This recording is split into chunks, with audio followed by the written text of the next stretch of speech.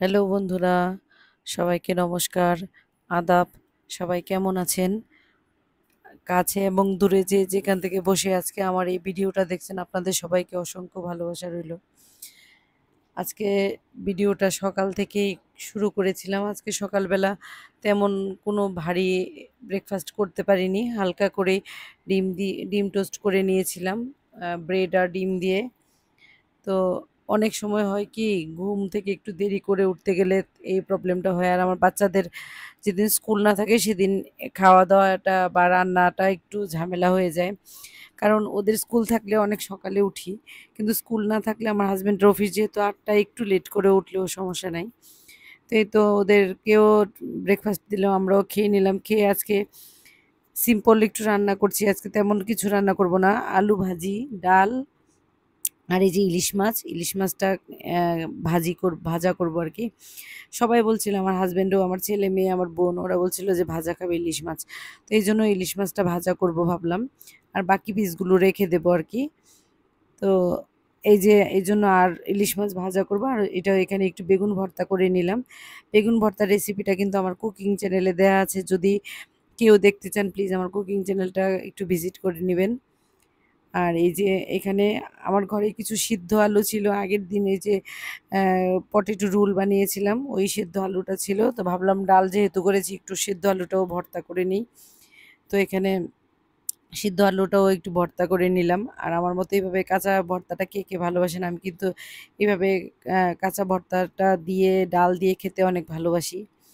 আর এটা কিন্তু অনেক ভালো লাগে খেতে এভাবে। কাঁচা পেঁয়াজ, কাঁচা মরিচ, তারপর হচ্ছে সরিষার তেল, একটু ধনেপাতা দিয়ে মেখে নিয়েছিলাম আর কি।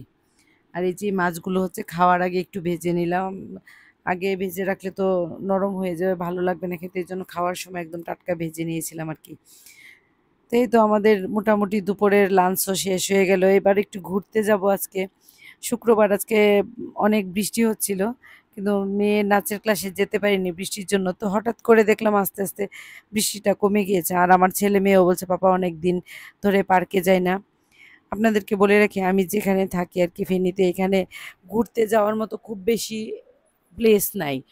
মানে যেহেতু এটা একটা ছোট শহর, মা এই জন্য এখানে খুব বেশি একটা ঘুরতে যাওয়ার মতন জায়গা নাই।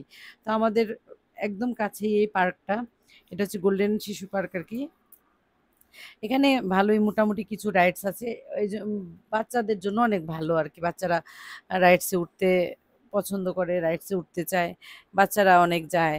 আমার ছেলে মেয়ে অনেকবার গিয়েছে, তাও ওরা ওইখানে বারবার যেতে চায়। তো আমার বোনও চলে যাবে বলছে, চলেন একটু ঘুরে আসি গিয়ে। তো এই তো আমরাও বেরিয়ে পড়লাম ওইখানে যাওয়ার জন্য। আর এই যে আমার হাজব্যান্ড হচ্ছে রাইডসের টিকিট কাটছিল। এখন ওরা সবাই ধরেছে নাগরদোলায় উঠবে, আমাকেও উঠতে হবে। আমি কিন্তু একদম ভালোবাসি না নাগরদোলায় উঠতে, আমার অনেক ভয় লাগে।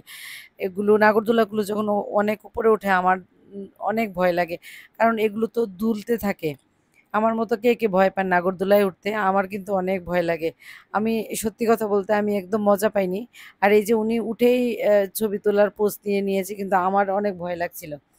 তো তারপরেও আপনাদের জন্য উপর থেকে একটু ভিডিও করলাম। উপর থেকে অনেক সুন্দর দেখাচ্ছিল পার্কটাকে, ভিউটাও অনেক সুন্দর ছিল।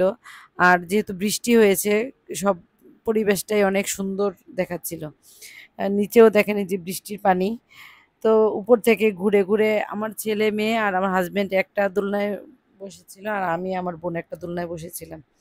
তো এখান থেকে নেমে আসলাম, এই যে এখানে দিয়ে গিয়ে এখন সামনের দিকে এটা সুন্দর একটা ছোট ট্রেন আছে, আর হচ্ছে রেসিং কার আছে। এখন আমার ছেলে মেয়ে বলছে ওরা কারে উঠবে, রেসিং কারগুলো যে হয় না ওইখানে উঠবে আর কি।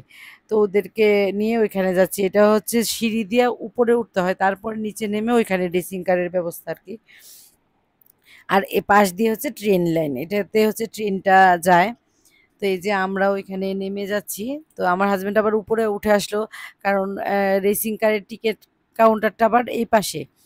তো আমাদের আগে মনে ছিল না যে এই পাশ থেকে কেটে নিয়ে যাই। যাই হোক, ও কেটে নিয়ে আসলো। আর আমি আস্তে আস্তে দেখলাম ওরা দুজন হচ্ছে চালাচ্ছে। আমরা আবার ওইখানে কতক্ষণ ছবি টবি তুললাম, ভিডিও করলাম, করে ওখান থেকে বের হয়ে আসলাম। তার মধ্যে দেখছি দুই এক ফোঁটা গুড়ি গুড়ি করে বৃষ্টিও আবার পড়ছিল। তারপরেও কিন্তু দেখেন মোটামুটি পার্কে অনেক লোকজন ছিল। বৃষ্টি হওয়ার পরেও অনেক লোকজন ছিল। আর এই যে এটা একটা ছোট্ট করে মিনি একটা পুকুরের মতন করেছে, এখানে হচ্ছে স্পিড বোটগুলো চালায়। তারপরও ছোট হলেও কিন্তু সুন্দর, এখানে ভালোই লাগে। আমরা যদিও উঠিনি।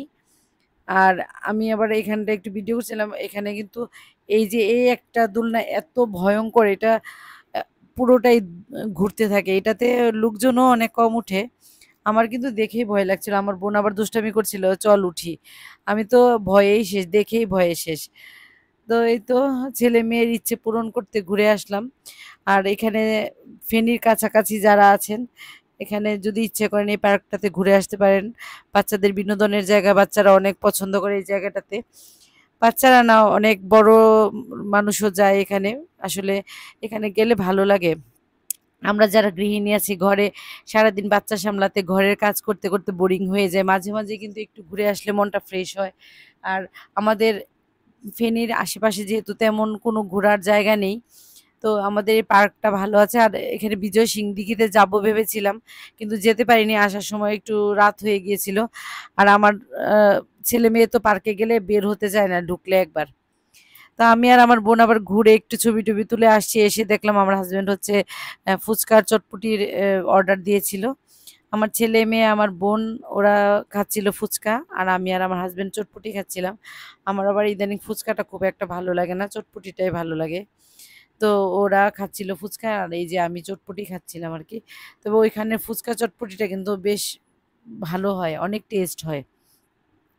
তা আমিও খেয়ে বলছিলাম যে আসলেই টেস্ট হয়েছে। একদম গরম, ধোঁয়া ওঠা গরম ছিল। অনেক টেস্ট ছিল। এই তো আমাদের ঘোরাফেরা সব শেষ। এবার চলে আসার পালা। তো বেরোচ্ছি গেটের দিকে। আপনাদের কাছ থেকেও বিদায় নিয়ে নিচ্ছি।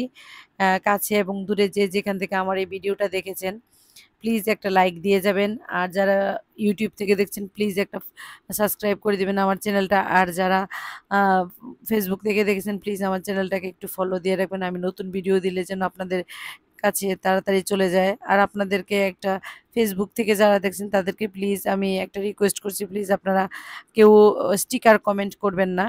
তাতে আমাদের একটু প্রবলেম হয়। সবাই ভালো থাকবেন, সুস্থ থাকবেন। আমার জন্য একটু প্লিজ প্রে করবেন। আমার পেজটা যেন আমি আরেকটু সামনের দিকে নিয়ে যেতে পারি ভালোভাবে। আপনারা সবাই আমার পাশে থেকে যাবেন। একটা লাইক দিয়ে রাখবেন প্লিজ। আপনাদেরকে আবারও একটু অনুরোধ করছি। আর এই যে আমাদের ঘোরাফেরা কিন্তু শেষ। আমরা এই যে এখন বের হয়ে যাচ্ছি। বের হয়ে এখন আমরা হচ্ছে রিক্সায় যাবো, আর আমার ছেলে-মেয়ে, আমার হাসব্যান্ডে হচ্ছে বাইকে যাবে। কারণ একটা বাইকে তো সবার জায়গা হবে না। এই যে বেরিয়ে গেলাম, ঘোরাফেরাও শেষ। আপনারা সবাই ভালো থাকবেন, সুস্থ থাকবেন। টাটা।